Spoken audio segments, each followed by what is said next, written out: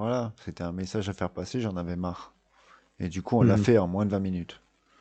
Parfait. Le point vite fait, tu vois la structure à la base Mhm. BTC, tant qu'il n'avait pas cassé le top rouge, on pouvait s'attendre à une invalidation et retour en bas. Ouais, ouais, on en Le avait signal discuté, ouais. d'invalidation H4, là, ça nous montre juste une nouvelle structure. Et c'est parfait. Le fait qu'il nous fasse une erreur comme ça, c'est parfait pour le long terme. Ça nous donne des Mhm. signaux en fait. Ouais, bien sûr.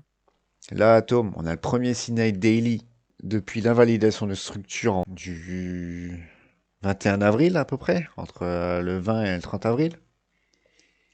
En fait, tout ce qu'il nous Mhm. a fait dans l'évolution de structure H15, M15H1, c'est une continuation H4, voire daily. Certes, il n'a pas été validé le bas, mais toutes les structures n'ont pas validé le bas. S'il veut nous faire une continuation, tant pis pour lui, c'est le marché qui décide. Ah bah oui. Par contre, là où on peut revenir, c'est que là, on reste dans une correction de zone de prix stable. Donc la possibilité, c'est qu'il retourne en bas sur Atom.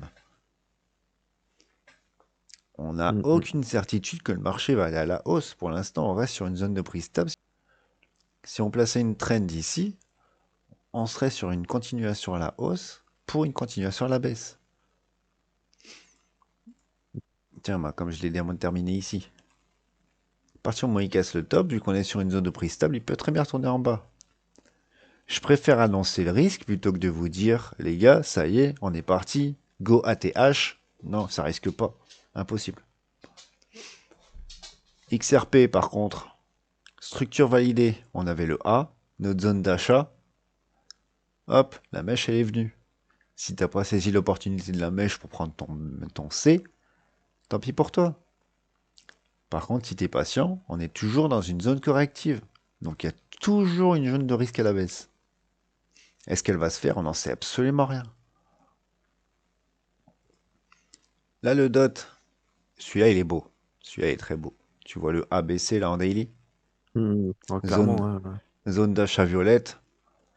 Ça, c'est l'inverse d'Atom. Atom, il a contracté. Le dot, il a fait une structure valable de continuation. Ça, c'est beau, c'est propre, c'est à prendre. Si tu prends pas ça pour le long terme, tant pis pour toi. Maintenant, il y a toujours un risque de chute, exactement comme pour Atom. Est-ce qu'il va se produire? C'est pas nous qui décidons, c'est le marché. On verra bien. Et pour l'instant, personnellement, je préfère éviter d'invalider un signal daily de mon indicateur. En général, ils sont plutôt bons. Mhm. Là, AVE, on l'avait annoncé, hein, il pouvait très bien retourner sous les 100 dollars. On était toujours correctif dans la zone. Tout ça, là, c'était une zone corrective sans qu'il n'avait pas passé le rouge, ni même cassé le top du bas précédent. Maintenant, le fait qu'il ait cassé le top du bas précédent, c'est pas pour autant qu'il va pas retourner en bas, hein. Par contre, on a un signal daily sur mon indicateur. Et ça, c'est pas le genre de choses que je prends à la légère. Je préfère le suivre, investir, plutôt que de me dire j'attends plus bas. Parce que sinon, tu risques d'attendre longtemps. Ah, c'est sûr, hein. Là, on a un cash magnifique en daily. On avait l'impulsion daily depuis 2023, juillet 2023. Ah, le machin, il a fait x12. Tu t'attendais à quoi? Qu'il continue à monter? Bah non. Il nous a fait une correction saine de prix. Si t'as pas saisi l'opportunité du range violet, il faut saisir la traîne en cours. Je t'explique juste après. La traîne en cours sur Akash. Le risque, c'est quoi? C'est que tant qu'il n'a pas cassé le top du bas précédent, c'est qu'il retourne en bas à nouveau.